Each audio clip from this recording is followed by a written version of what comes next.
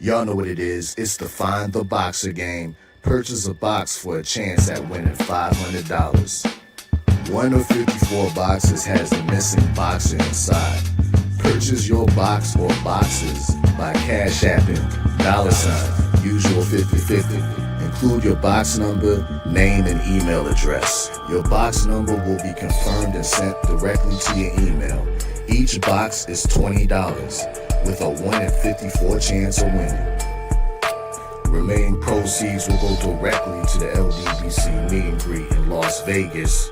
Shout out to the LDBC, and remember, it's a usual suspect day.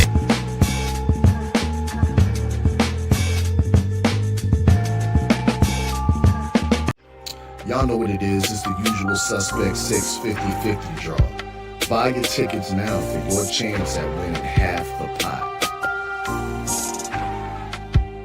Cash App, $, usual 50/50. Tickets are on sale for $10 for one, $20 for 3 tickets, and $50 for 10 tickets. Put your desired amount, name or alias, as well as your email address, and your tickets will be set. We announce the winning ticket numbers every other Friday on Supreme Beats Boxing Talk Bullshitting on the Beltway, 8:30 p.m. Eastern Time. Remaining proceeds will go directly to the LDBC meet and greet in Las Vegas. Shout out to the LDBC, and remember, it's a usual suspect day. Push the weight and no flex. Flex the live is 1 in the 6. Fit the runner boy, you nigga, no question. You ain't run a motherfucker high stepping. Hey, you never had a big enough weapon. Motherfucker never learned your lesson. I'm a 88 pack nigga. I'm a 88 pack nigga. I mean, day walker, drink blood, trains out, full moon. Motherfucker change like a hoe, nigga. I'm just a nigga from the hood trying to stack a little cheddar for the money.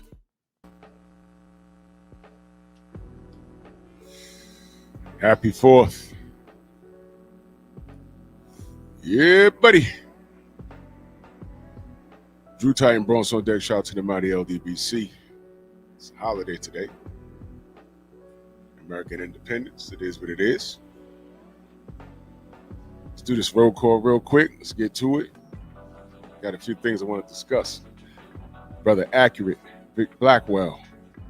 This is Shelton, Tay-Tay, Dal Anderson, Mark Hairston, HMC, Bob, Black Martial Arts Society, Son of Tank, Freedom's March, Coach Hudson, Cameron Fields, Eric H., Rod Neal, BVO, Michael Ray, Freedom's March. Early in that super chat, he said 4th of Jay's. 4th of Jay's Lie Cookout. Yeah, you know what it is. 704 Joe. Bull Bounce Balls. He says Wardley by KO. Yeah, bro, we're going to talk about it. Michael Ray. Great vibes, Ray. What up, man? Where you been? Good to see you. Yup. Jumped on me. Stephen X. Salute, good brother. Smash the like button, like and share the video. We are our own algorithm. Let's not leave it up to Miguel to do a goddamn thing for us. Miguel! Stormy, what's going on this morning, brother? Yo, salute. Happy 4th, everybody. Just enjoying this time, man. You know, I don't get many of them, so I take my little break, and you know what I do? I jump right back into the fray of what we do here, because we gotta maintain. We gotta hold the line. Yes, sir. Yes, sir.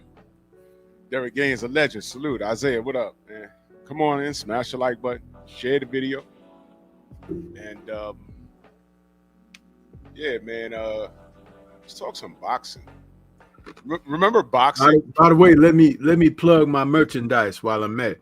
You see, I'm having my orange juice spritzer this morning in my nice little Stormy B-Man, the Sensei mug. You can go to the channel and get them, you know. I got to get my plug in. Yes, sir. Yes, sir. Oh, the International Quiet Storm. Salute. Salute. Let's talk some boxing. Remember boxing when you just talk about the X's and O's and not who's a fan of who and who you're going to pull up on because you don't like this guy? Remember just talking boxing? Remember those days? 80s, 90s. So we're gonna talk some boxing this morning. I saw a interview. Jarrell, what up? Saw an interview yesterday. I follow Carl Froch, the Cobra. I like Carl Froch. He was a no-nonsense guy in that ring. I like Carl Froch. He ain't pull no punches in the ring. And he ain't pull no punches when he's giving his opinion on certain things. So yesterday, I'm watching a video, and Jarrell Miller walks up on him, and they start having a conversation.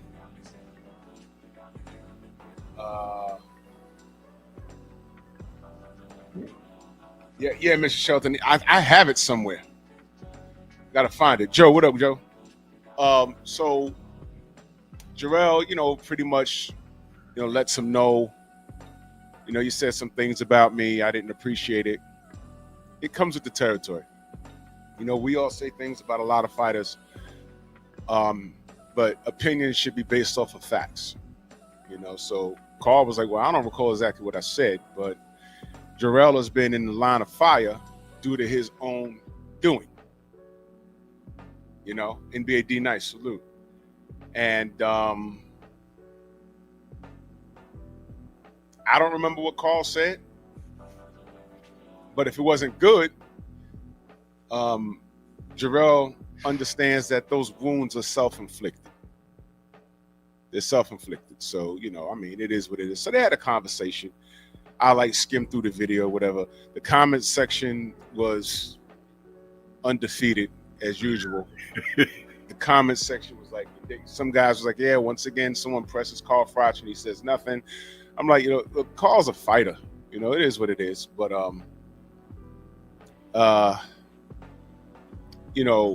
it's always funny when these athletes say something backwards. And one of the things that Jarrell said was, he says, it's bridge under the water. I was like, oh, no. Bridge under the water? Well, I can interpret that when he says something like that for the idiots amongst the class. The bridge under the water, that means your shit has sank, brother. Yeah. Yo, I scrolled down in the comment section. Somebody put in quotes, bridge under the water. Jarrell Miller, 2025. Yo, that was so funny. Just like his career, Yeah, man.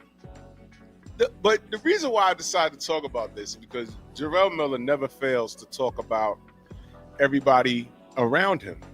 And the thing is, he had all of the physical makeup to, even if his 2 seconds of fame was indeed 2 seconds, he had everything going for him. He had the gift of gab, he had the look, and he's from Brooklyn. He's from Brooklyn. Mike Tyson, Zab Judah, Shannon Briggs. He's from Brooklyn. Riddick Bowe. Wait, isn't Rocky Marciano from Brooklyn? I forget. But he goofed up, and he's a physical specimen. He's 300 pounds, and he had a gas tank on him. He was like, okay, he caught the eye. So I was just watching, like, yeah, do your thing. And then not the inevitable, but typical. He pops. There's a lot of that going on in boxing, right? He pops dirty. Now, let me ask y'all a question. And Jarrell, he's a black man. He's from my city. I'm from the Bronx. He's from Brooklyn. So automatically, I was rooting for him. Automatically. And then he pops. Not for 1, 2, 3, but 4 different things. And this is leading up to the Anthony Joshua fight. I'm just giving y'all a backstory. Now, y'all know I'm not an Anthony Joshua guy. Off the back, I was rooting for Jarrell Miller. Right? But you know what I said when he popped dirty? I said, damn, man. I don't like AJ, and I definitely wanted him to destroy AJ, but I didn't want him to kill him. This mark was taking. Oh, okay. This mark was taking a cocktail of PIDs, man. Yeah. A cocktail. Literally. Four different things. You want to talk about accountability? He says, yeah, well, AJ gets testosterone exemptions. I don't know if that's true or not, but AJ never popped, man. You can't really, you know what I'm saying? AJ he's never been guilty of anything. Until he pops, you can always suspect things. I get it. But at the end of the day, you have to pop dirty. AJ never popped dirty. And he had popped dirty before that. He popped dirty before. Thank you. He comes from a kickboxing background. All those dudes in K, and I'm not going to say all of them, but in K1 and MMA, a lot of those guys are on peds. Even John Jones was on peds and cocaine and everything else. Keep it a stack. Y'all remember Pride FC? Man, 80% of the athletes in there were on drugs. They just didn't test over there. That's it. Come on now. So he's familiar with it. And plus, he hung around a bunch of bodybuilders. You know what time it is. He knew, not to say all the bodybuilders he hung around were on drugs, but when you hang around certain people, you get scooped up on game. And, 4 different things. And I said, bro, and I told y'all at Devin's fight at Madison Square Garden, I met him. And when I dapped it up with him, I said, bro, and he knew where I was going. He said, I know, man. I said, bro, come on, bro. I was rooting for you. He said, I know. I'm going to get right.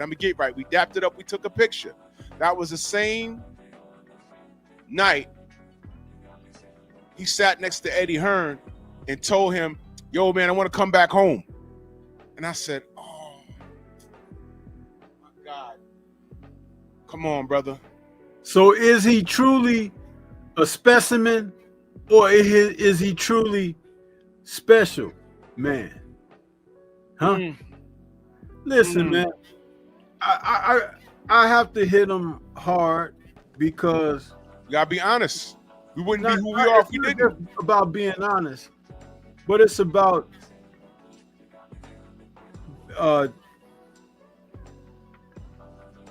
not accepting someone who is a bridge underwater. You got to hold these guys accountable. There's that word again. We got to talk about the character. There's that word again. And people like Miller, he would be the same freaking individual if he played professional football or some other sport. You said he was in the MMA or whatever, but it doesn't matter, man. It's who he is inside. Who he is inside.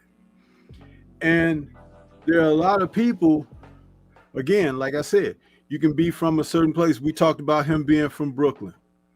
So that's enough to get people on board with him and support. But you don't look at what he's doing. Right. The payday that he lost. Ridiculous, man. When he could have faced AJ. And AJ at that particular time was ripe for the pickings. Yes, he was. Yes, he was. He'll never get an opportunity like that again. And he's already insured himself of that. But just like he told you he knows, when you were speaking to him, I take that a different way. He didn't want to hear it from you, so he shut you down. But his actions, behaviors, and everything in the thereafter haven't been any different than what it was before you had that conversation with him. In fact, you had more of the same from him. Right. And again, this is why I said, just because somebody, he's from my block, he was in my class at school, my homeroom, Oh, I knew him when I was growing up. We used to play together on the playground. Listen, don't attach yourself to people, circumstances, or things that are not of your own ethics. Though they could look like you, that doesn't make them like you, which is why you have to, when people are talking about your community, your ethnicity and everything, don't let them lump you into a box. Because you could stand alone and stand proudly, or you could be a part of a crew that goes down fast and hard. Right. You tell the story of the gentleman that y'all was running with and everything, and he was like, hey, y'all, come on, let's go. And you was like, nah. And next thing you know, you didn't see him for 12 years. 12 years. 12 years. See? It's the same thing of what I'm talking about. Now, y'all grew up in the same neighborhood, played together and did things and everything, but choices. And what is the end result of choices? You see? And we are forgiven of everybody else, but not ourselves, right? Right. But if we were accountable for ourselves, That's right. then we could flip even that dichotomy of like forgiving everybody else. Because when you can take accountability, you hold yourself accountable for what you do, what you say, how you think, how you live. And when you tell your fellow brother, hey man, get your act together, straighten up, soldier. That's right. See, nobody else can tell you that. But if you don't even take the liberty to do those kind of things, this is the end result. And this is just the sport of boxing. But that serious situation that you're talking about, that young man that you grew up with, that's totally different, but it's the same. It's the same. The principle's the same. It's the same. And let me point this out. It's a shame that I have to point this out, but you know, somebody like the I don't know what this new thought process is with the. Well, I know what it is, and that's a whole nother show. But you know, this term that we use is overused. Hate. Oh, you're hating on this person. You're hating on that person. No.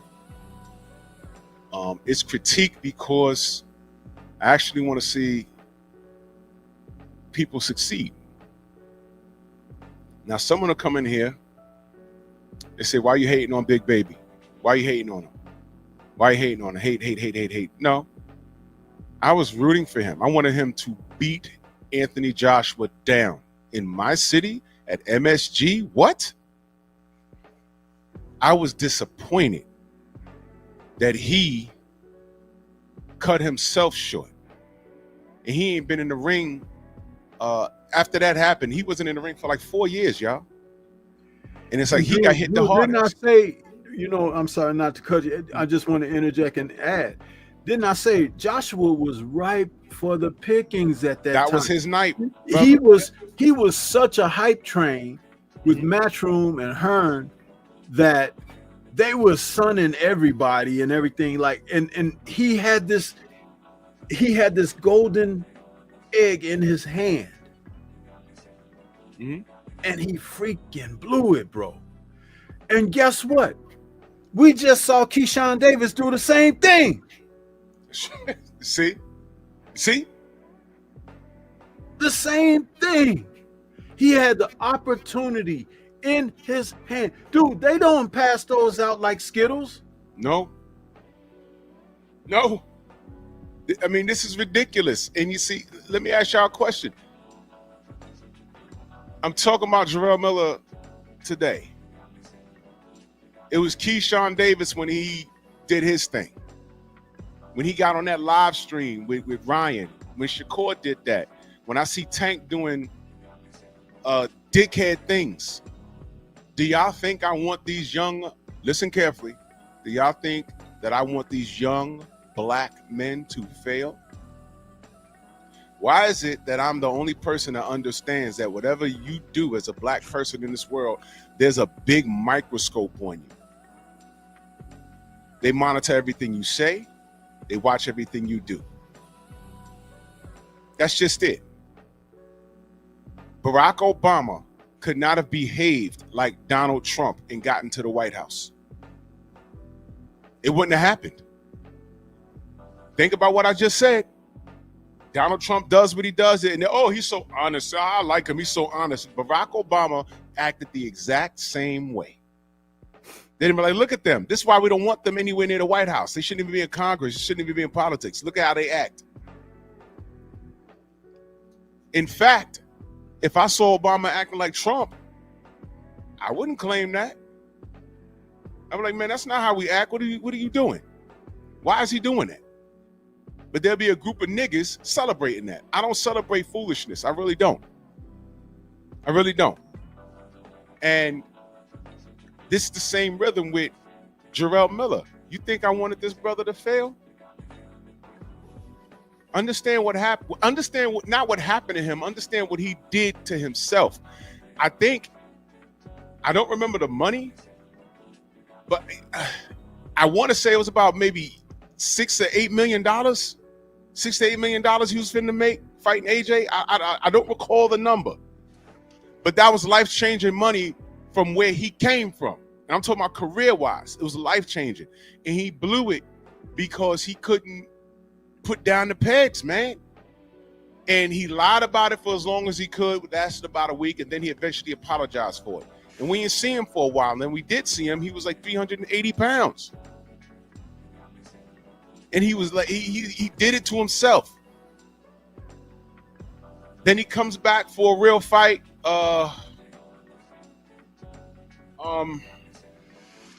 He finally gets, he was throwing a bone. When he went to Riyadh season, he was throwing a bone. He gets in there with Dynamite Daniel Dubois. And Daniel Dubois, he needs a whole other show for himself. I'm so proud of that young man. But everyone was saying, okay, well, you know, Dubois is going to quit because Big Baby's going to do this. And I'm like, you know what? I think y'all got Daniel Dubois all messed up. And, you know, I did a little joke about him because Dubois made a comment during the presser, and it was kind of funny. I did a short video about it, but I was like, nah, Dubois got this. And Dubois did his thing because Big Baby wasn't in the best of shape.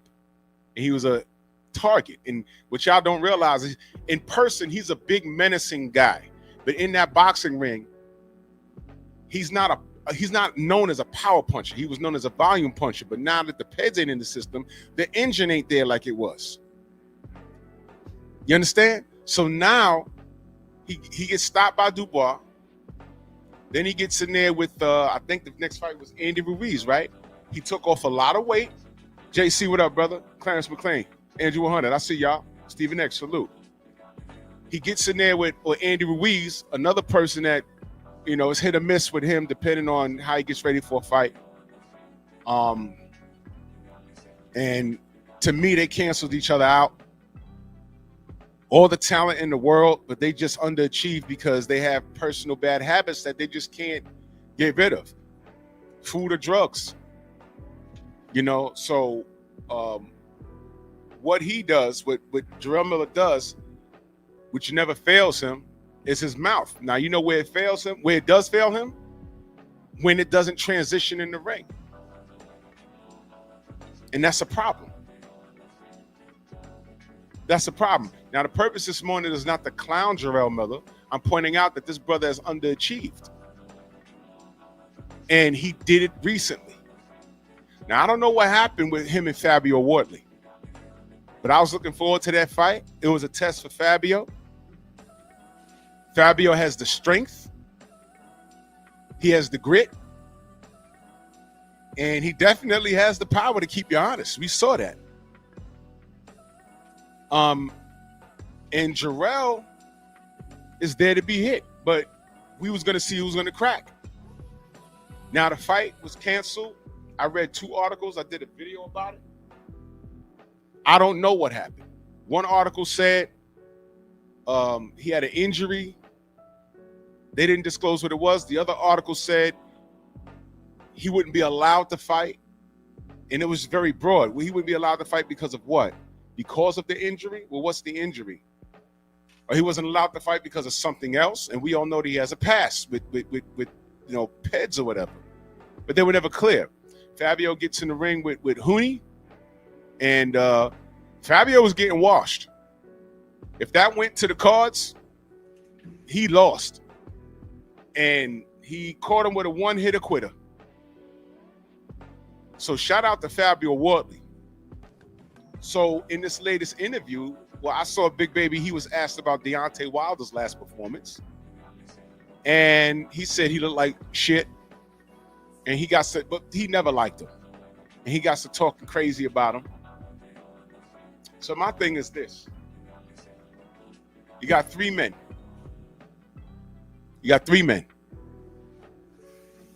Everyone's frowning on, well, not everyone, we not. It's bomb squad all day, every day over here. But he's getting back. He has a plan. I don't necessarily know what the plan is. I didn't talk to him, or I didn't talk to Tate Jones about it. But they're taking it calm. They have a plan. They're emphasizing what the plan is amongst each other. And they're looking to get back in the swing of things, but they're taking it slow. And I agree with that. You ain't got to jump back into the lion's den right away. Just do what you do. Work on some things. And that's what I saw. Deontay was working on some things. I saw a head movement. I saw him pumping a jab, which is what you're supposed to do. That's fine. You got Fabio Wardley. We clearly see what gives him problems. We found out in one fight what gives him problems. Yes, we found out in one fight. I saw everything in that fight. I said, oh, shit. Damn. But he won it. Huni made a mistake. And Fabio, now we know Fabio, he's going to be in there. Fabio, 1 to 12, you're in danger. Now that we know the power carries from round one to wherever. Because he was hurt a few times in that fight. Okay? Now we know. So it's to be respected. All right? So you got Fabio Wardley, who's climbing, which is cool. So you got a former champion getting back. You got a young champ, well, a young lion, you know, with a great back. If you're from the UK, you got a great fan base. That's just what it is. So he got some backing there. You know, he got Frank Warren backing him. That's fine. And then you got Jarrell with the big mouth. So, y'all already know what I'm thinking. Now, I don't know who's going to mix it up with who first, but I'm thinking when Deontay gets back and says, okay, now I'm ready to jump into the top 8, top 5 rankings. Let's get it. I don't know where Fabio Wardley's ranked in all the sanctioning bodies. What I do know is I don't care about the sanctioning bodies because Turkey doesn't. And a lot of y'all goons, y'all undermined the belts anyway. I believe the WBO might have him number 1. Really? I believe Okay. so. Okay. But the good thing for him is that Frank Warren is kind of the man that's controlling the heavyweight division right now because he has a number of the guys under his promotional company. So he can make the fights as he so chooses and pleases. It's an interesting situation for Warren. But I want to just say something about Fabio Wardley, though.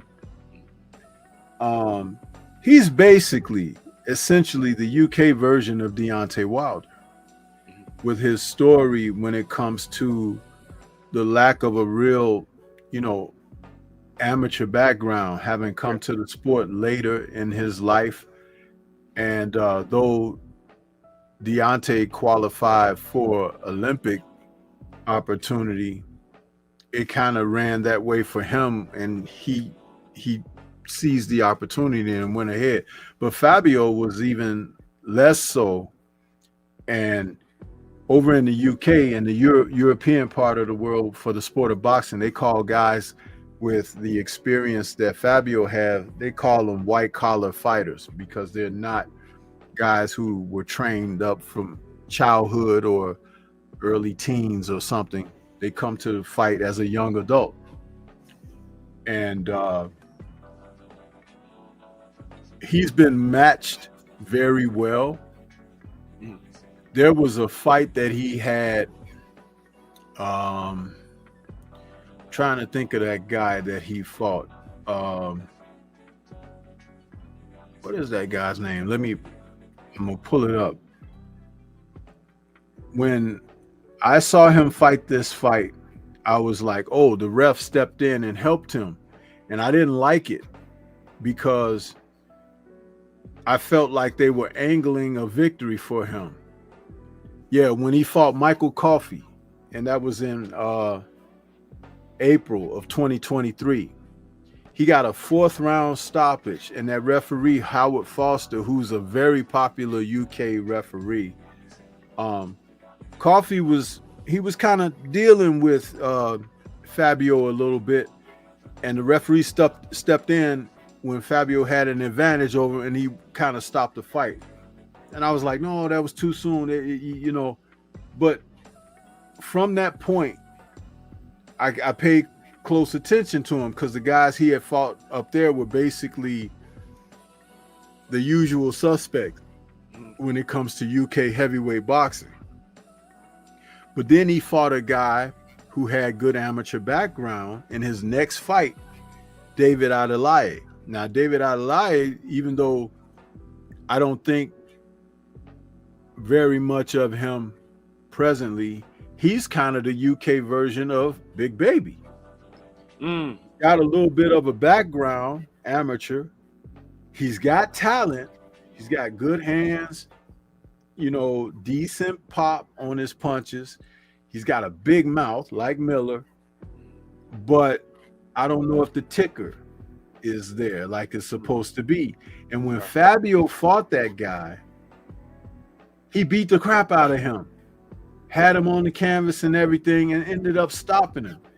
And see, I'm going to tell you something. Adelaide had the greater talent. Fabio didn't have the background. But there's something about Fabio under the surface that makes him a real fighter. Right. Then I started to see him in a different light. A lot like Deontay Wilder. Do you understand? Because Wilder, though technically he may have left something to be desired, but the fact that he would get in there and face anybody and go after it and win fights. See, when you win, as the old adage that goes along with sports, winning solves everything, right? You can have problems and issues, and if you winning, it can benefit you to a degree that people can sometimes overlook shortcomings or whatever. That's what's been happening with Wardley. Now, he just had a second test, like the Adelaide fight with this kid, Justice Hooney. Now, Hooney, amateur background, good boxer, which was shown and evident in the fight. But somehow, some way, Wardley still found a way to win. Which was insane. Fighters like him are dangerous. Yes, sir. Because they not only are they confident in their own ability, but they got something that you wish that all fighters had. They got a competitive spirit and nature about them that if you don't get them, they're gonna be in there and hang around until they get you. And that's a tough person to deal with. That's why I say when people are watching boxing, you have to watch the sport, because these ways to evaluate what you're looking at are always present. But a lot of people just don't know what they're looking at. Right. Right. If these three who you have here end up facing one another, when Deontay gets to a point where he's ready to step back into the fray of a different level of competition, I say, of course, Big Baby should be that guy first. Right. Wardley shouldn't be that guy. because Wilder will need a sense of momentum. You know what I mean? Because if you put him in there against someone like Wardley right away, what's going to happen is he's going to revisit not only the circumstances that he had recently against the likes of Parker and Zhang and stuff like that, because it's a high level of competitiveness, and he hasn't had a chance to get his sense of winning back and his sense of what he does well back and stuff like that. And Wardley will be looking at him as the opportunity to come up, a name to come up on. So there'd be people with two different agendas. You know what I'm saying? I'm not sure. Again, I never asked Tay Jones or anybody on that, but they did say that after the fight last week, people reached out to him to get him in the ring. I didn't ask, but I'm willing to bet Frank Warren's was one of the people that reached out to him. I'm willing to bet because you remember The Last Dragon, y'all? Mm-hmm. You remember The Glow. Now, y'all laughing because I'm bringing up a movie. But in these movies, there's always a bit of truth as it pertains to real life. The Glow. When you got that glow, Bruce Leroy had the glow. But when he fought Sure Enough, he saw a different version of it. And he was like, oh, shit. What's that? You understand? That same glow that Deontay had or has, Fabio got that same glow. Because I'm telling you, if you didn't watch that Huni fight, watch it from beginning to end. Fabio was getting his ass kicked, man. And there was times in that fight where I was watching him, like, every time a round ended, I said, man, he might quit. I said it. I'm like, man, he might quit. He was getting beat up, man. Do you know, as I watched that fight, I never thought he'd quit. Never. Because I'm going to tell you, it's because of the things that came before. And that's why I said when I looked at him, I was actually pissed off at Huni because I was like, when he got caught, I was like, you fool. It's like you gave him the fight because you didn't want to continue to do what you was doing and just win. You know how they say, win this one, look good next time. He was so far ahead that the only way Fabio was going to win the fight was by a knockout. By knockout, yeah. Those are 10-9 rounds across the board. And Fabio got wobbled like how many times in that fight, Stormy? He got wobbled badly, man. A lot. And see, if he were a guy that didn't have heart and stuff like that, he would have faltered under those circumstances. Just like when Adelaide was fighting him, he faltered under that. When Adelaide got dropped by Wardley, he laid on the canvas on his back and looked up at him and smiled and stuck his tongue out like, oh, you got me. I knew right then that Adelaide was a pretender. A pretender.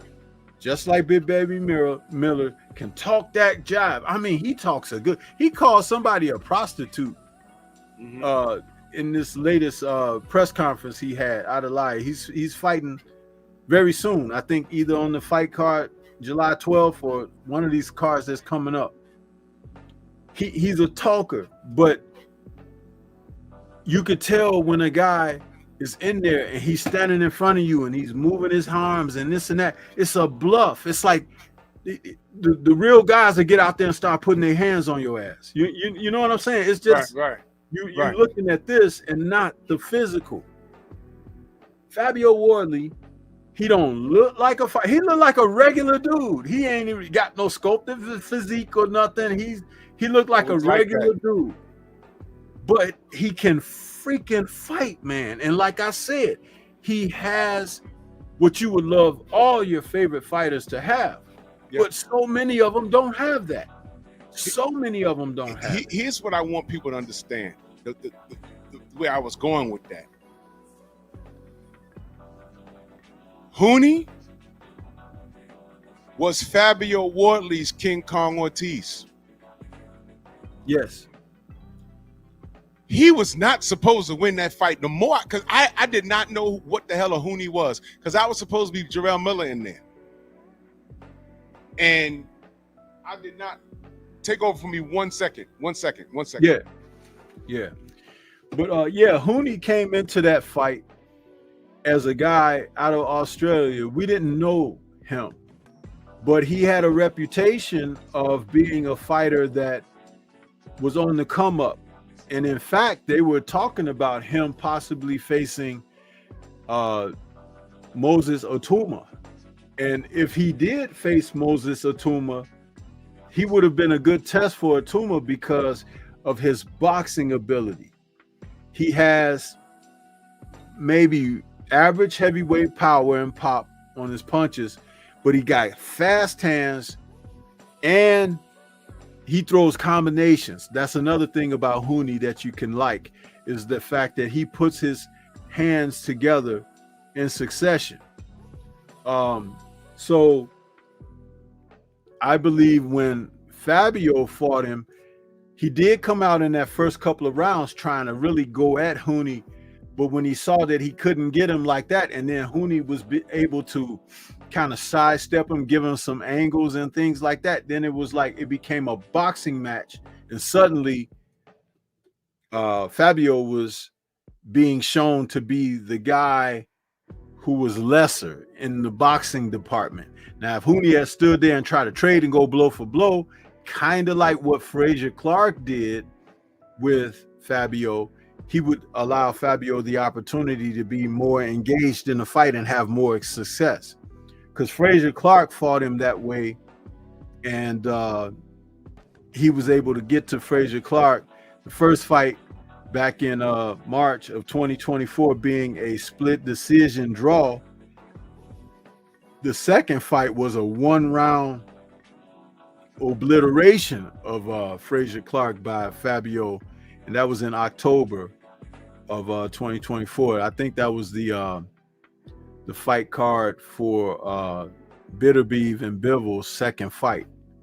So when you saw those guys, you know, in there like that, big heavyweights looking to trade, Fabio, now that he has a lot of confidence in his punching ability, it began with that Frazier Clark situation in the rematch. Actually, the first fight, because he had Clark down in the 5th round of that first fight, but was too anxious and too amateurish trying to follow it up to get him out of there. But in that second fight, he got him. He nailed him in that first round.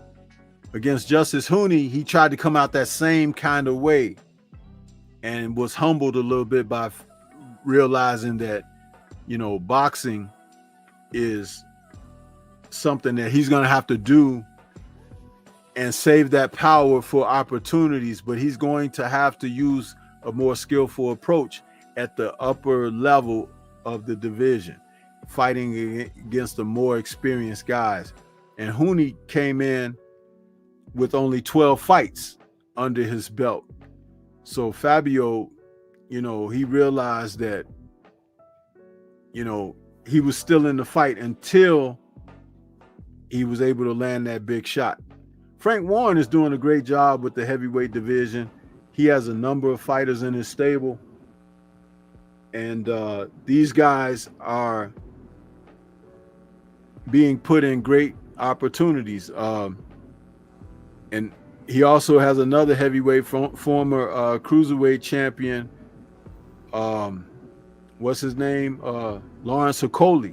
Lawrence Okoli. Yeah, yep. Lawrence Okoli is now in there, and he's going to be on that card that's coming up, I think, July 12th. Man, the heavyweight division has got a number of names there that is really interesting, which is why it's best that Wilder go that take it easy route, because Wilder can still beat almost anybody in there, but he needs to get his confidence back. He needs to get his timing back. And, you know, going back to when he so-called lost that second fight against Fury, we called for him to try to take some fights of lower tier fighters just so he can work on some things, get his confidence back, and come, but him being the man he wanted to go right back into the fire, right back into the burning house. And see, sometimes that's not advantageous for you. It's something that you might think you don't need to do because you're at a certain level, but you do it to familiarize yourself with what made you successful. Correct. You do it to also familiarize yourself of the things that you want to work on to be better your next time out. So now he's doing that. It's just a little bit unfortunate that these other matters have taken place in his life and time has gone forward, but he's still a man that hasn't taken a lot of punishment.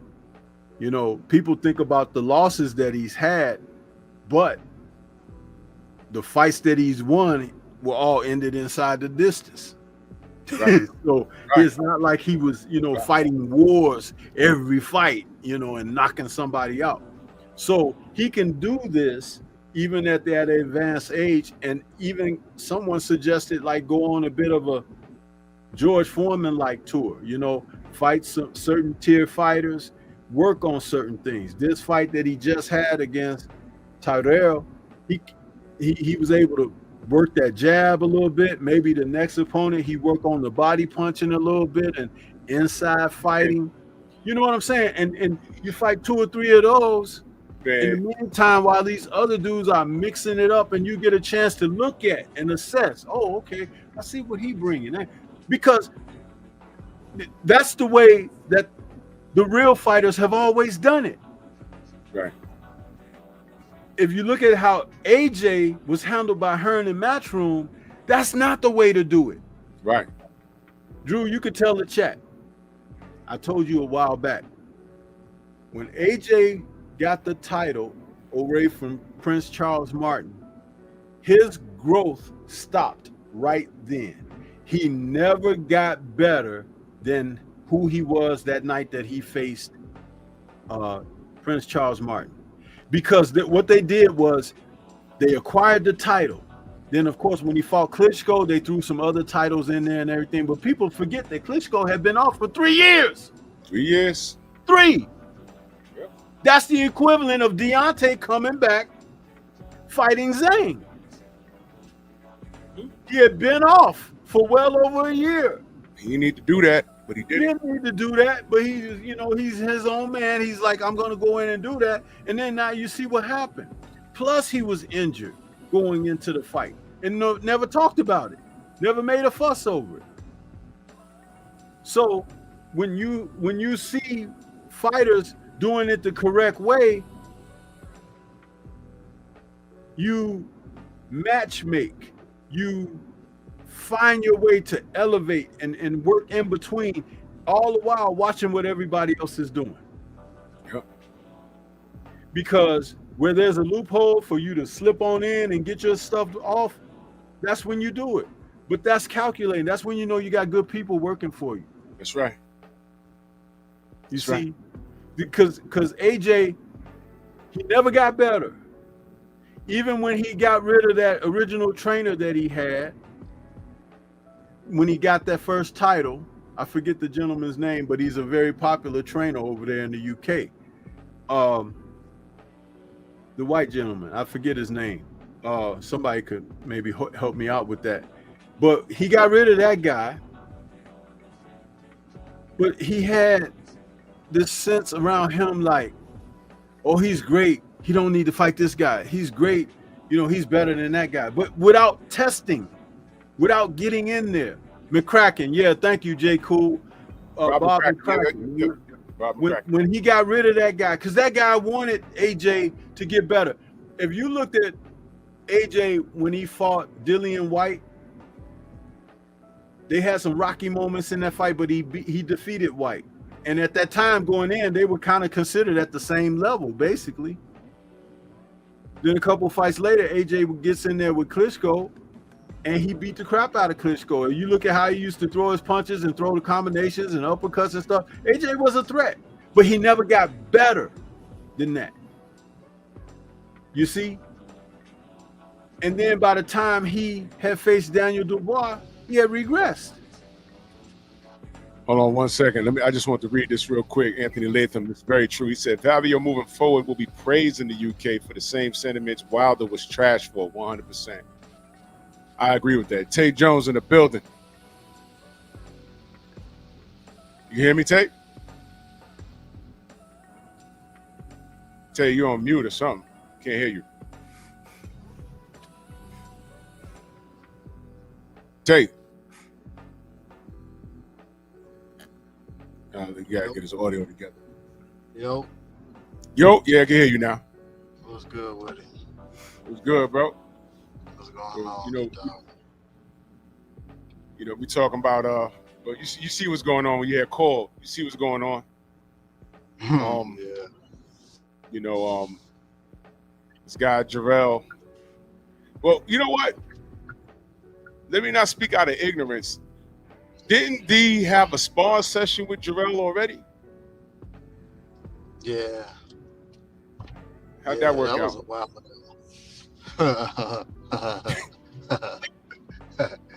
Yeah, I know Jarrell Miller went to the hospital. He was in there for a couple of days. He had a concussion. Damn. Yep. That was in Alabama? Yeah. Damn. Yeah, So you already slept him. Man, look, man, that man went to the hospital. I know that. And he had a concussion. So I don't know what Big Baby got going on, man. But seeing he obsessed with lying and stuff like that. But to each his own. You know what I mean? So you know that there's a plan, and you had said before that right after the fight, a bunch of people reached out to you guys, and they're trying to get y'all off track just to jump in the ring and throwing money at y'all, but in essence they're just trying to use y'all to bring their fight up. Is that the case? Of course. Can you spill the beans about who exactly reached out, or is that like hush hush? I mean, all the top promoters, it wasn't like no fighters or anything, but all the top promoters, of course, trying to get their guy to fight Deontay and things of that nature. He's still been connected in talks with Turkey and different people like that. You know what I mean? Like all the top promoters called. Everybody done called. You know what I mean? Everybody. Frank Warren called y'all too?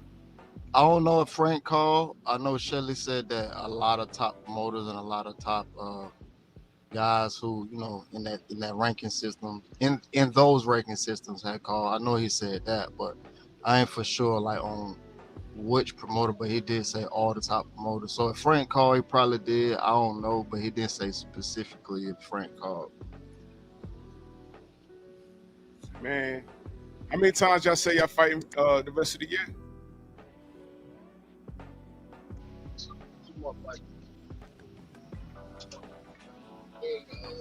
September, like mid-September. Since September. I ain't hear you, brother. Headed to this damn car, but I think mid-September. That works. Can you hear me? Yeah, I can hear you. Yeah, mid-September. So going into 2026, let's say about March 2026, y'all think y'all be ready to jump back into like the serious spotlight and start entertaining some of those phone calls? I mean, that's up to D. You know what I mean? Yeah. I think that's up to D. Personally, I think we need about two more fights. Yeah, I just want y'all to just take it gently, man. You know what I'm saying? And what I'd like to add to it is that I think going forward, not only opposition that can assist with him working on things, but he needs rounds of live action, because not only can he work on things with that, but to get back in that mix of feeling what it feels like as, you know, your stamina changes as you go through, you know, more than 2 or 3 rounds, feeling that whole thing of knowing where his opponent is stamina wise and where his power may be dropping off or whatever, the opponent, you know, things like that, because you can make adjustments and assessments in live action under the lights with those kind of situations. Quick blowouts is not going to help, especially when you're going back in against the type of opposition that people consider at the top of the sport, whether it's the top 5 or top 8 or whatever. So that's what I was thinking, that rounds are important, and productive rounds. We're not talking about just rounds of just like not, you know, doing much, but productive rounds, scoring, that's another thing. Scoring, winning rounds, man. Not waiting, not being, you know, like, oh, I'm gonna catch him sooner or later, but, you know, engaging. Pop, you using the jab, you know, oh yeah, that's a 10-8 round, that's a 10-9 round, you know, that kind of thing. And it's been a little while since that. One of his best efforts was that, you know, that Bermain Stavern fight, the first one, because a lot of people thought that he couldn't box, you know, and he outboxed Stavern and he won rounds and everything. He hurt Stavern in that fight too. Stavern fell on the floor and dragged Deontay to the floor and everything. He was hurt because he was about to be knocked out. And people don't think about that, but it still was great to see him get through that and get the decision because he worked in there. And that's what we're talking. Well, that's what I'm talking about when I speak of him, you know. Yeah, he did a brilliant job of that. You know, like I said in that last fight, if Katz was paying attention, because I know everyone was anticipating a knockout and things of that nature. I understand that, but once I figured out what was being done, I knew that he was getting his feet wet, working on some things. I saw the jab. The homie started to try and throw punches in the pocket. I saw a lot of head movement. I was like, oh, look at that. You know, D was moving his head on the inside. I was like, oh, shit, look at that. You know, and the one thing that I like to see more of, Tay, D threw a left hook to the body. And I heard it through the computer. Bam! I was like, oh, I'd like to see more of that. He threw that left hook to the body. And I said, man, the brother got cracks in both hands. I could just envision him like throwing hooks off the jab. Like, you remember Vladimir Klitschko used to throw a hook off the jab very good. D could do the same thing. He can also jab, and throw a hook to the body. Oh my gosh. I mean, there's so many things. But these guys trying to get him in the ring, you know, they're just trying to disturb his groove. And we ain't playing that. And I'll tell you something else that he could use. With that 83-inch reach he got, dude, that stab jab to the pit of the stomach. Oh. Because he can punch, you know. Yeah. Because he can punch. The thing about it is the body don't know the difference between a hard puncher or not. It's the punch placement for a body punch. You know what I mean? You get hit right in the body, you go down. But can you imagine this guy stab jabbing people to the pit of their stomach and, like you said, left hook to the liver, whatever? It's like, and then they got to worry about that plus the right hand too. It's like, hold on, Stormy. Let me read this super chat, and I gotta address somebody in the chat real quick. Boxer Fan Times 4, he says, AJ Nut ready for Wilder. Salute, brother. Some dude named Kingmaker says Wilder is done. No, he's not. He just fought and he won. So I don't know what you're doing. I don't know if you're trying to get a rise over here. He's not done. He's here. Wilder's here. Wilder just fought. Wilder won. Well, last time I checked, Kingmaker, Dubois walked right through AJ. Uh-oh. And AJ has not decided to come back and fight again. And he could have. And they even gave us a fraudulent claim that he's been injured and that he had to have, that addressed and everything. AJ ain't never been injured as far as we know prior to the Dubois fight. You know why we bring up AJ? We bring up AJ because, and Tay here, he'll tell you, that fight could have happened regardless after the Zhilei Zhang loss, the Parker loss, actually. The AJ fight could have still happened. And, Parker loss, yeah. I love how when people are so quick to say what Wilder is incapable of doing. But Wilder, listen, just like they said about Errol Spence at the welterweight division, Wilder had did all the damn heavy lifting, and you niggas out there don't want to give the man credit for what he's done. That man has fought everybody that was a threat, win, lose, or draw. And none of the guys on the other side have faced any of these dudes, with the exception of Alexander Usyk. He fought both AJ and Tyson Fury and beat both of the guys. Okay, but when you talk about guys like Fury and King Kong Ortiz, Zhang, Parker, man, Deontay's fighting all these guys. And Parker fought Wilder after Wilder had been off again for a long layoff, but wouldn't fight Wilder when Wilder had the WBC title and he had the WBO title, and they were looking to do a unification with Parker, and Parker ran away from that. In fact, he went over there and ransomed his belt to Matchroom and Hearn. That's right. And he's been a turncoat ever since, being best butt buddies with Tyson Fury over there, learning the nuances of cheating and the trade of the cheating over there from the gypsies, okay? Even vowing that to not want to fight Fury because that's his buddy.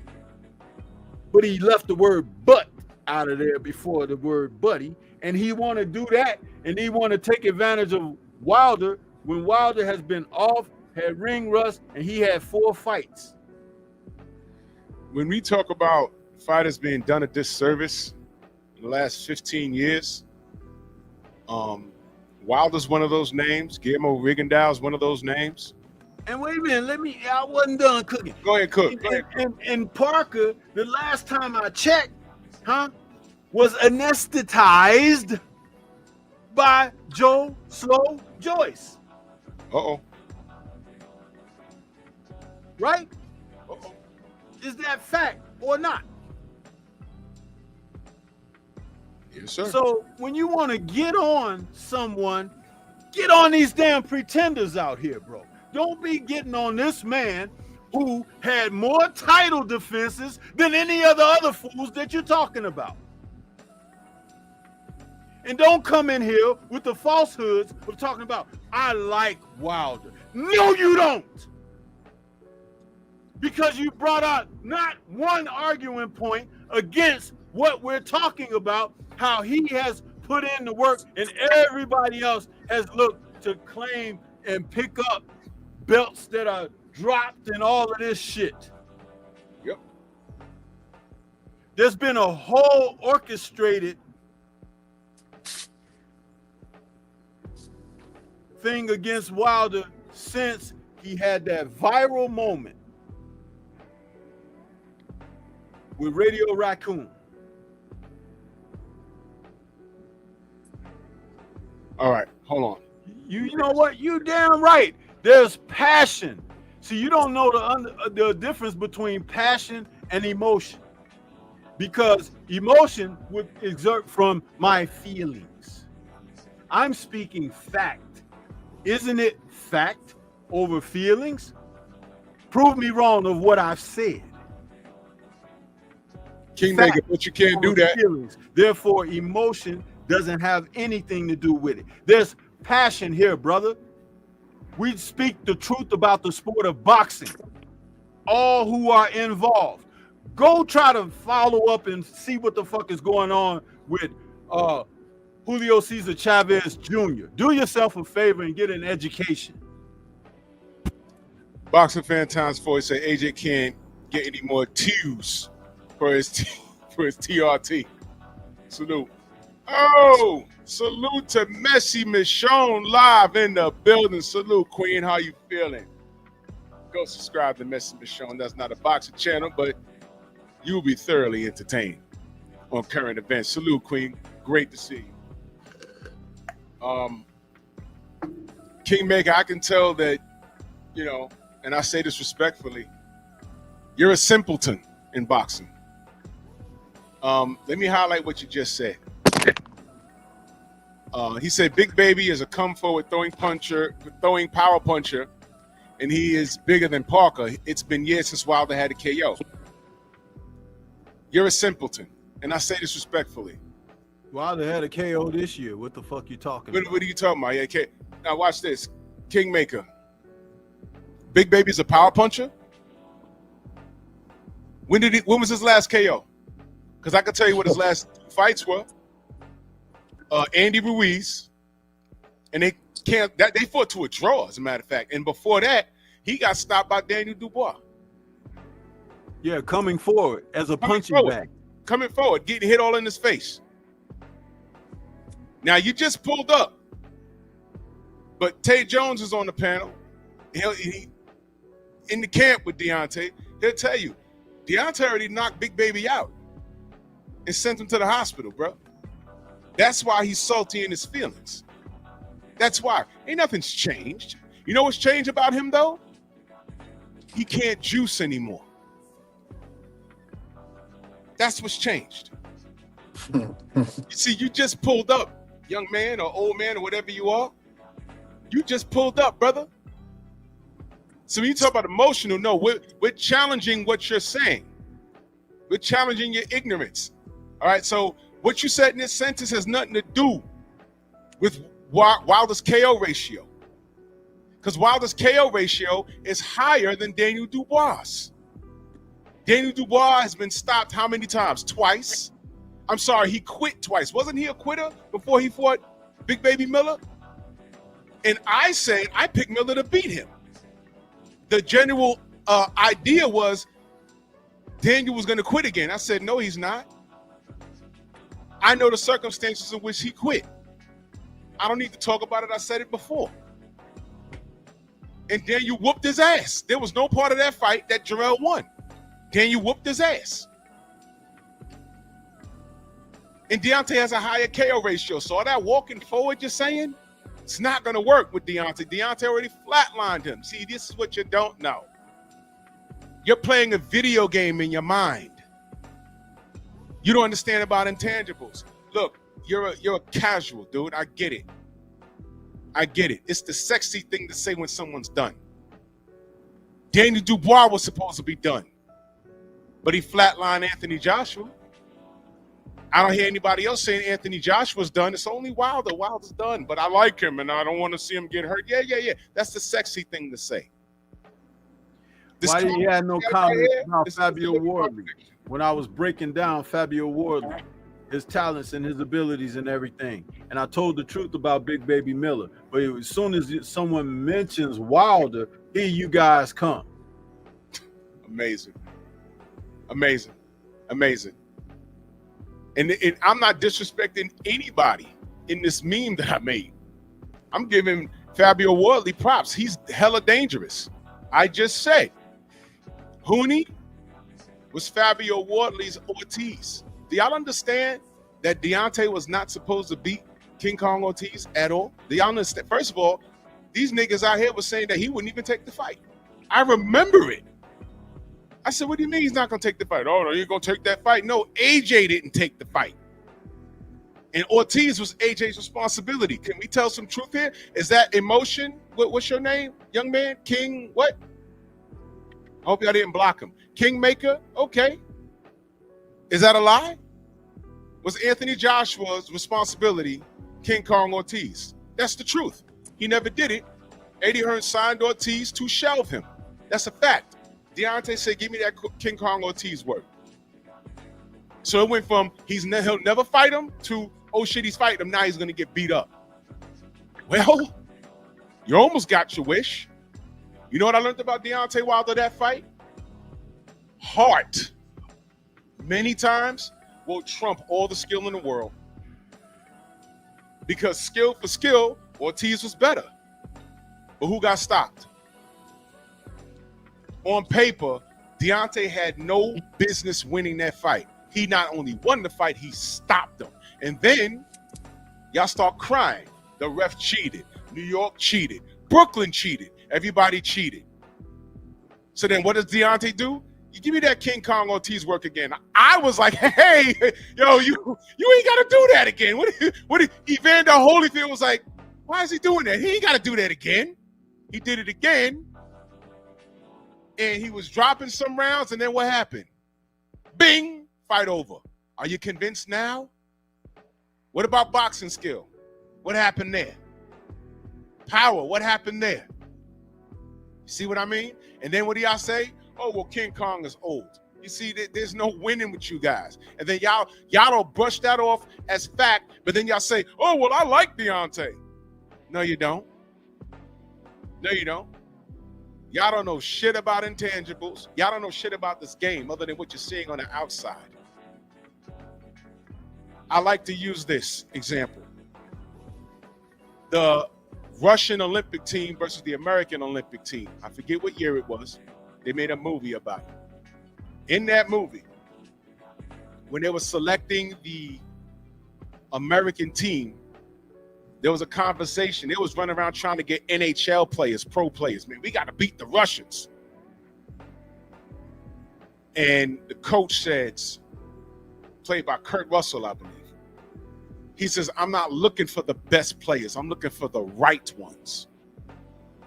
The right ones. Why do you think Dream Team 2 wasn't as good as Dream Team 1? Dream Team 3 wasn't as good as Dream Team 1. There can only be one Dream Team. Right. Never mind the fact that Magic and Bird and Jordan and Pippen and Drexler, never mind that. You need the right players to make it work. Teamwork makes the dream work. You need the right players. God damn it. Fabio Wardley was getting his ass kicked. And he never gave up. If he had quit in that corner, I'd have been like, well, I saw that coming. He kept coming out, and he landed one, and it ended the fight. He landed it, and it ended it. Now, the purpose, Jarrell Miller has been talking. He's been talking. Asking you shall receive. Hence the title of the show, Big Baby versus Wilder versus Wardley. Wilder's putting in work. He's working on things. He'll be back in the major mix like how we're used to seeing him. But right now, he's taking his time. Don't rush the brother. Because for now, as it stands, he's giving you everything. And y'all don't appreciate shit. Y'all don't. The difference with Wardley is he could do the same thing in the next 5 years, but he'll be appreciated because British fans are just better than you American fans. British fans are better boxing fans than you guys are. And they're more educated. Y'all monkeys in America are just stupid. I'll say that. Fabio Wardley will be celebrated if he walks the same line as Deontay did. That's just the reality of it. What I'm saying is, this dude, Jarrell Miller,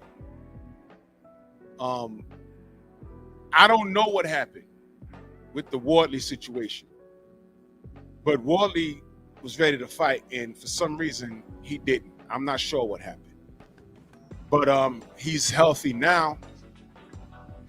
Run it.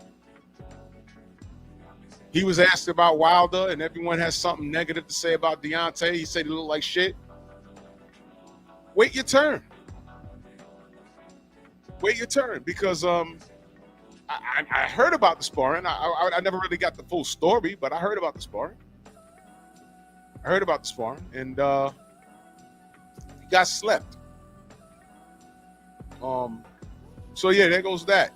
And that's what they call them in the UK, right? They call them a sausage. That's what Eddie Hearn told me. He said, yeah, we call him a sausage. I said, oh, he's a sausage. That's what Shiraz called Belanga, called him a sausage. It's kind of funny. It's kind of funny. So yeah, y'all didn't block that fella, did you? I don't know if y'all did. They resurrected him. They resurrected him? Okay. Well, you know. So, you know, Kingmaker, if you don't get emotional about an injustice, I don't know what to tell you. But that's another thing that these men like to fling out. Emotion. All right. I don't think you're emotional enough. But emotions are triggered by feelings. When you fling that out, it becomes a dead issue, especially when you're talking about boxing. It becomes a dead, not an issue, a dead statement. Sort of like how women call men narcissists all over the place. Oh, you're narcissistic. I've seen videos where a man says, oh, I'm narcissistic. What does that mean? Put the mic in her face.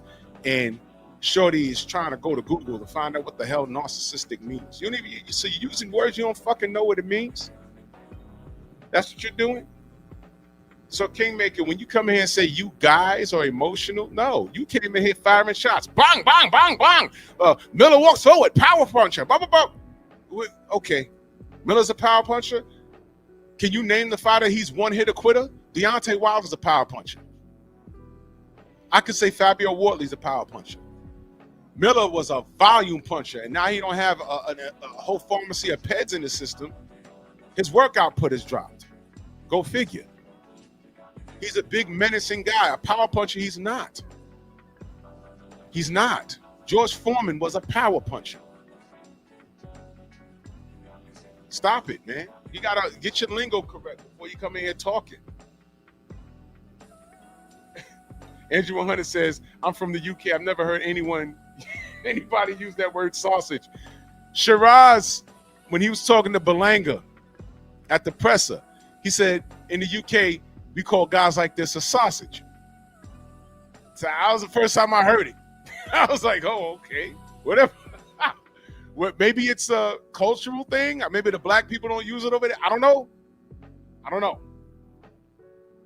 There's that. But yeah, emotion is a feeling. I get my emotions when a fighter that I support or fighters that I support get frozen out of opportunities, get treated unfairly, like Franchon Cruz DAZN. She was treated unfairly. She was in there with a woman that was going through a whole sex change, and then Mauricio Suleiman act like he didn't want to hear us. I get emotional when I see Guillermo Rigondeaux get frozen out of opportunities. 4 contemporaries fought each other and didn't bother to fight him. That got me emotional.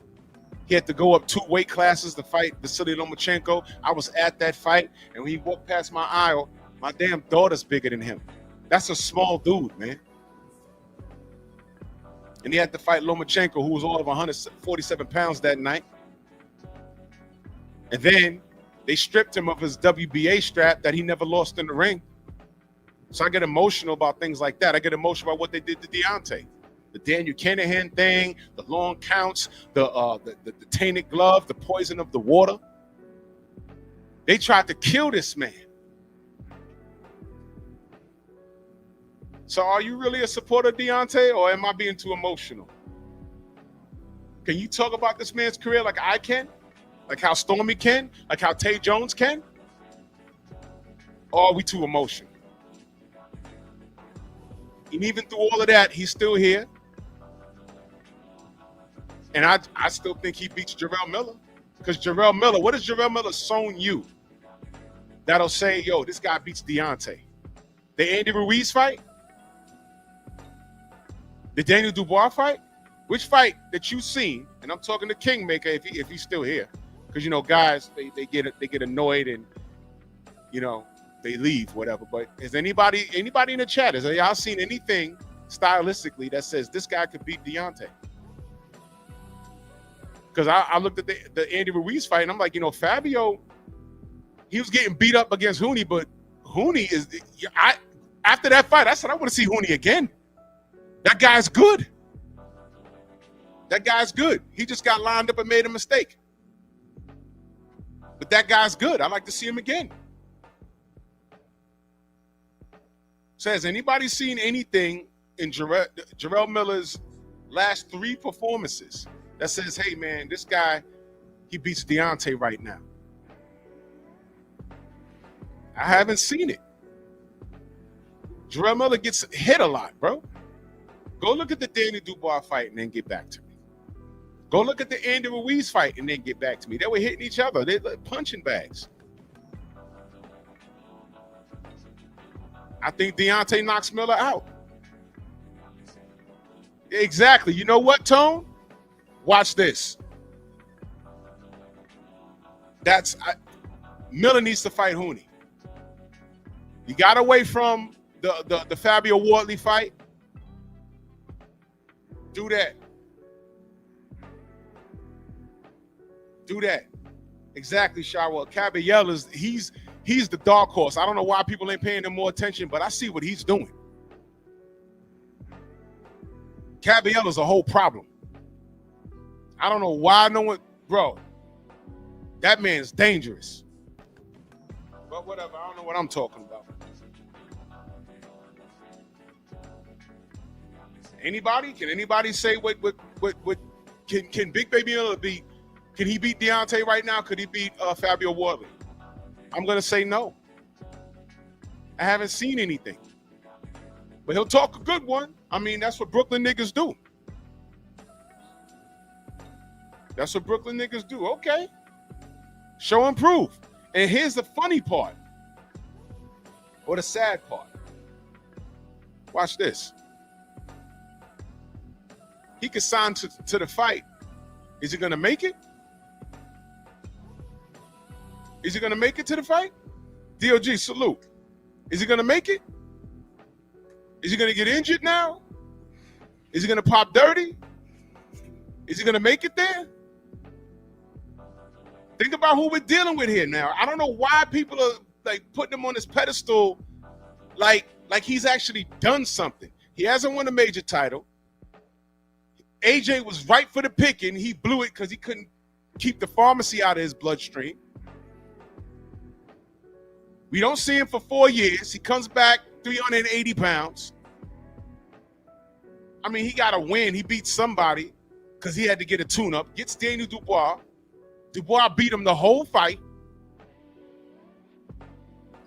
But he's still talking. Cool. Gets in there with Andy Ruiz. They cancel each other out. What's Andy Ruiz doing? No one's saying, hey, man, y'all got to run that back. I didn't see enough effort from either one of y'all fat asses. No one says that. But fine, man, fine. Now he's supposed to beat up on Deontay Wilder? Yo, listen, man, I had Fabio Wardley stopping him, man. All of that growling and screaming he did. Yo, you put me in a rap song. You put me in a rap song. Fabio was like, I don't know what you're talking about. What are you talking about? I was like, man, oh, bro, you know what? I'll see you in the ring. I'll see you in the ring. I cracked somebody's skull in the ring. I'll see you there. And then the fight gets canceled. And that's how we get Hooney. He trained for Miller, not Hooney. And Hooney was beating on him until what?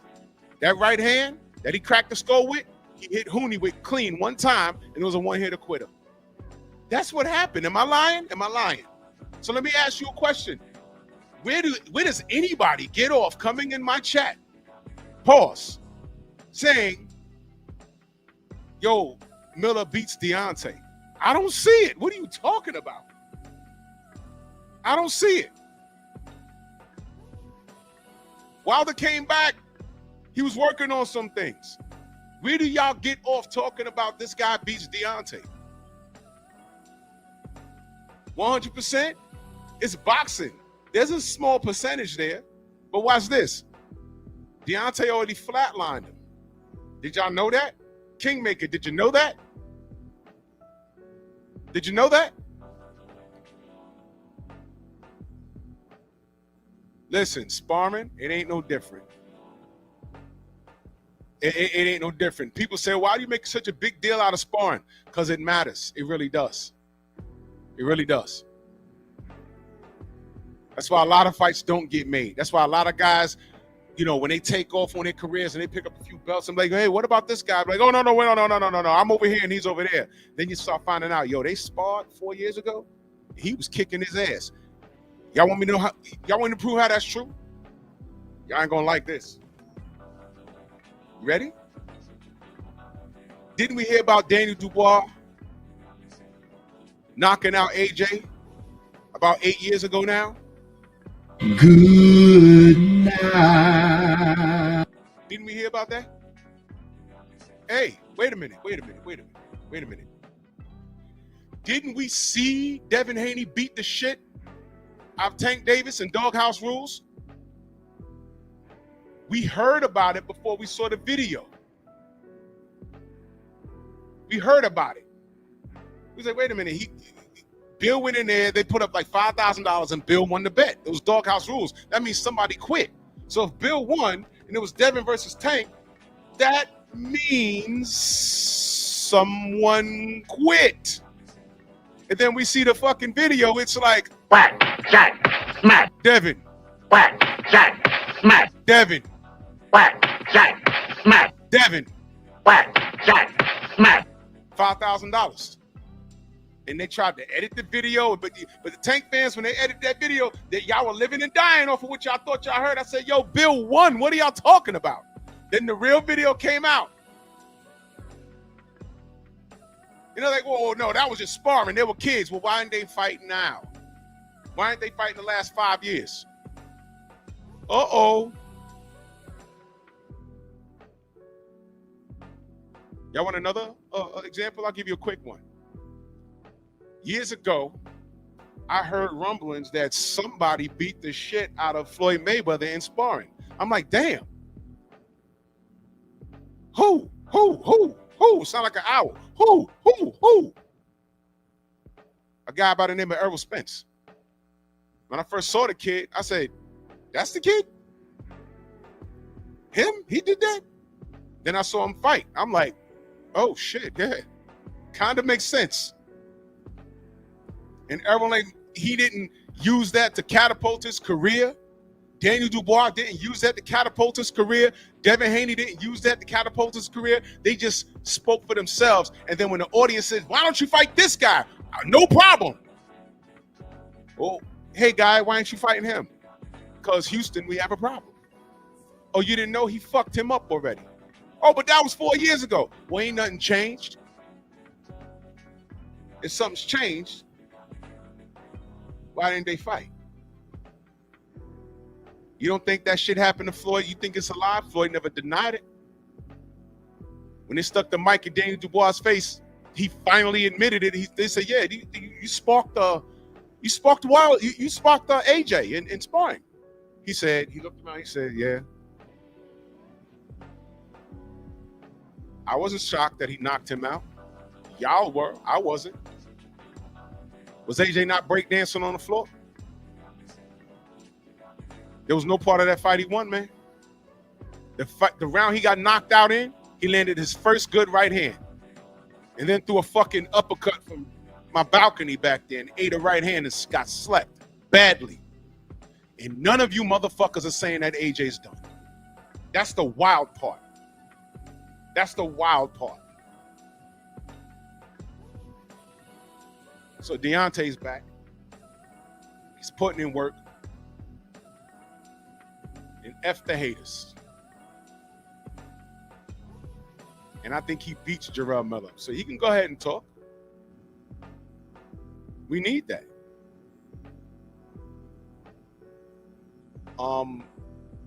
But I don't know what Miller got lined up. But I like to see a Hooney fight. I think Hooney beats him. Yo, listen, man. If you want to apply the term gatekeeper to anybody at the heavyweight division, you apply it to Jarrell Miller. The thing is, Joe Townsend in the building, salute. The thing is, in my opinion, to be a gatekeeper, at one point you at least had to have held a title. He's never done that. He's never done that. But who am I, right? It is what it is, man. I'm gonna get out of here. I got a lot of shit to do today. Stormy, let them know they can find you, good brothers. And everybody can find me right here on YouTube. The channel is Stormy B Man. That's Stormy B Man in all caps, but no cap. Salute. Tell you still there? Yeah, I'm here, bro. What's good? Yeah, we about to close the show, man. Let them know how they can find you, good brother. Oh, man, I'm over at Pac-Man ATL_Tay. Definitely be there. Just dropped some videos. Did it live a couple days ago. And then we're about to get it live this week, next week for the press conference. So, got press conference next week. So, we're going live from there as well. Yes, sir. Up in this thing, man. Salute to all y'all, man. Salute to everybody. Vent Moselle, Cash App, Super Chat, man. Y'all be safe. I don't play with fireworks anymore. Salute to you Wilder haters.